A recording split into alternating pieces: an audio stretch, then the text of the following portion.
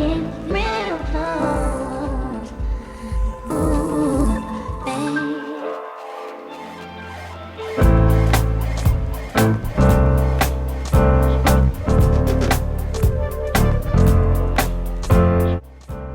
Adrenaline, dopamine and microcycles. What are they? And how do they relate to the programming philosophy behind the Medina Method? As athletes and trainees, when we're searching for programming direction or just health and fitness advice in general, we're overwhelmed with complicated and often contradictory information. It's only when we begin to specifically define our desired outcome we can then use this to work back from, filtering through all this available information, only focusing on that which is helping us get towards our goal. Looking from a macro perspective, two different goals can appear very similar. It's only when we dissect these goals it becomes apparent that they require very different approaches. Let's have a look at an example. Let's take two trainees at point A. Both are 30-year-old males weighing 80 kilograms. Our first trainee above is a practicing powerlifter. He will be preparing to take part in his first powerlifting competition, being judged on his 1 rep max in the squat, bench and deadlift. This will take place in 6 months' time. Our second trainee, below, we'll label as our holiday maker, is an inexperienced athlete, but he would like to gain muscle and lose fat to prepare for a holiday he has booked in 2 months' time. Taking a step back, we could assume that both trainees' end goal looks basically the same. Both will gain lean mass and increase strength. But by dissecting the functionality, energy demands and time restraints, we will plot either athlete's route from A to B using different approaches. The total time we have available to us is labelled as our macro cycle.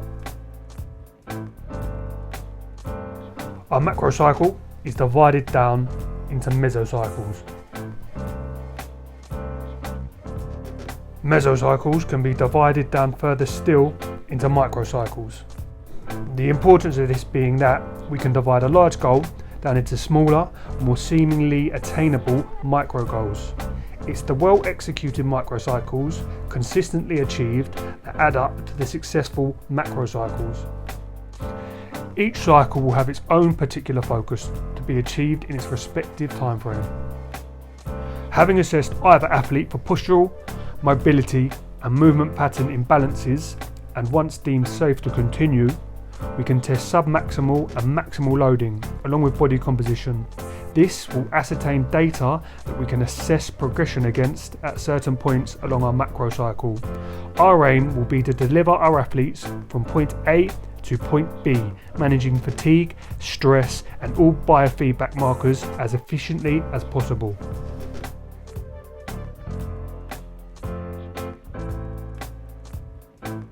Now we understand the importance of defining our outcome to be able to efficiently and intelligently program our athlete to be able to get there.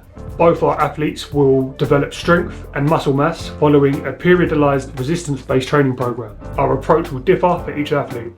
Let's have a look at our powerlifter. Now he's going to be wanting to produce force and velocity under maximal loads. So deconstructing power, we need to consider things like bar speed, velocity, producing power from our base up. Thinking about stability. Instability is literally going to be the enemy of our force production, leading us to look at things like foot and ankle strength, proprioception and balance conditioning. Drilling empty bar technique over and over again so that our body follows a said principle. Specific adaptation under imposed demands. We want to be moving this weight as efficiently as possible. As with our holiday maker, we want to be doing almost the opposite, moving the weight inefficiently. Thinking about things like active range of motion, time under tension, eccentric muscle damage. Then looking at nutrition for either athlete. Our powerlifter wants to focus on performance. We want to focus on loading sufficient macronutrients without becoming bloated and sluggish, which will be compromising our performance. So for aesthetic purposes, our holiday maker, we can look at what demands our body's creating for burning different substrates. can we prioritise carbohydrate around our peri-workout window, then prioritise fats the rest of the day when our glycogen demand is not as important, and away from nutrition, not just ketones and glycogen, but what gives us the energy intrinsically to perform. Stress hormones, ghrelin, cortisol, adrenaline, it's what wakes us up in the morning. As Neanderthals, adrenaline would give us our get up and go to go and hunt for our food, and once we had caught our food, dopamine would then suppress this adrenaline. So the dopamine, having suppressed that adrenaline, would then give our body space to rest and digest, putting us in our parasympathetic state. That being opposite to our sympathetic state, or otherwise known as our fight or flight state. So we can begin to understand our most primal of reward systems. Balancing our exercise frequency, volume, and intensity, we can manipulate these primal reward systems to our advantage. So this idea of self-rewarding our effort process is a very powerful one. Lengthening this adrenal or stressor state for a larger reward each time. And we want these processes to spill out into every aspect of our everyday lives. We could program back-to-back intense training blocks, but if we have no energy left over for our work, social or family life, then it just won't be sustainable. Our effort would then outweigh our rewards, and that just goes against our instincts.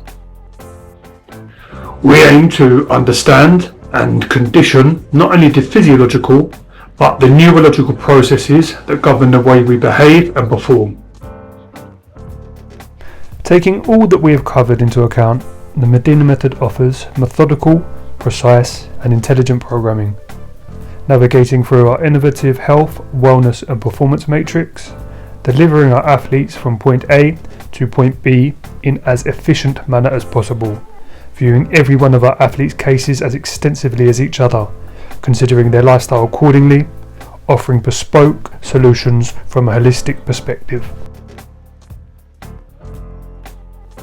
So for any personal training or coaching inquiries, both in person or online, for all health, wellness and performance consultation, you can comment below or direct message.